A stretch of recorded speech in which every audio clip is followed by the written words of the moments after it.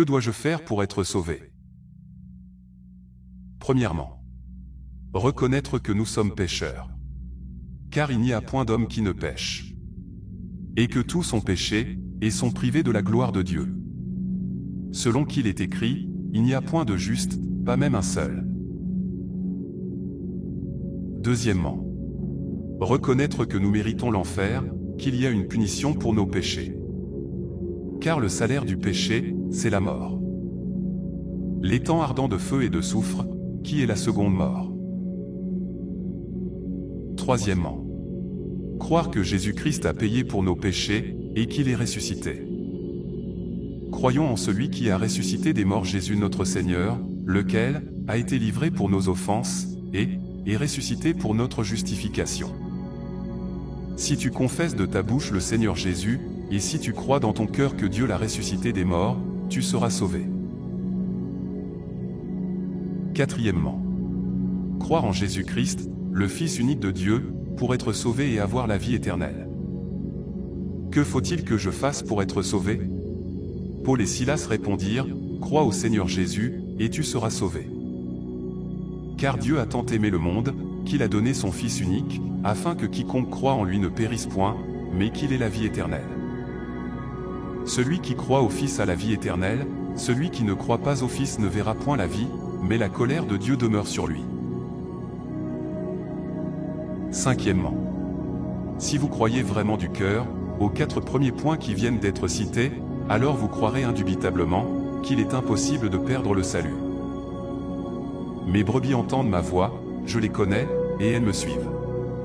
Je leur donne la vie éternelle, et elles ne périront jamais. Et personne ne les ravira de ma main. Mon Père qui me les a donnés est plus grand que tous, et personne ne peut les ravir de la main de mon Père.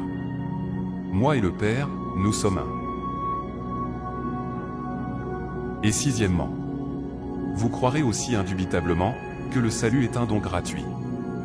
Donc que nous sommes sauvés par la foi seule, sans les œuvres. Car c'est par la grâce que vous êtes sauvés, par le moyen de la foi. Et cela ne vient pas de vous, c'est le don de Dieu.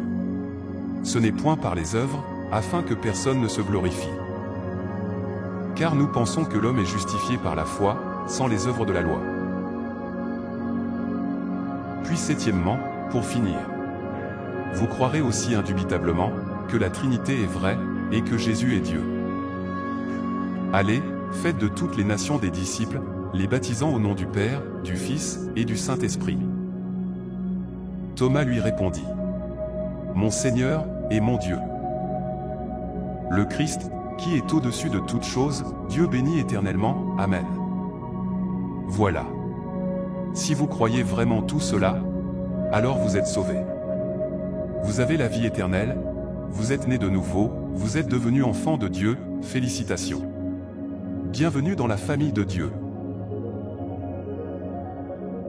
Vous n'irez donc jamais en enfer, c'est assuré, il n'y a rien qui puisse vous faire perdre votre salut. Vous êtes définitivement sauvés, c'est irrévocable et immuable. Vous avez la vie éternelle, Dieu ne ment point, il nous l'affirme encore très clairement dans sa parole. Je vous ai écrit ces choses, afin que vous sachiez que vous avez la vie éternelle, vous qui croyez au nom du Fils de Dieu. Et souvenez-vous, que c'est par la foi seule que nous sommes sauvés. Ça n'est donc pas en se repentant des péchés, ni en allant à l'église, ni en se faisant baptiser, ni en faisant de bonnes œuvres, ni en étant une bonne personne que nous parvenons au salut. Mais c'est uniquement en croyant au Seigneur Jésus-Christ. Si donc vous n'êtes pas encore sauvés, vous pouvez invoquer le nom du Seigneur, pour qu'il vous sauve maintenant. Voici une prière que vous pouvez faire. Seigneur Jésus-Christ, je sais que je suis un pécheur. Je sais que je mérite d'aller en enfer, afin d'y être puni pour mes péchés. Mais je crois que tu es mort à la croix pour moi, et que tu es ressuscité. S'il te plaît, sauve-moi, dès maintenant, en me donnant la vie éternelle. Je crois en toi. J'ai confiance et foi seulement en toi. Je crois que tu es le Fils unique de Dieu. Merci de m'avoir sauvé. Amen.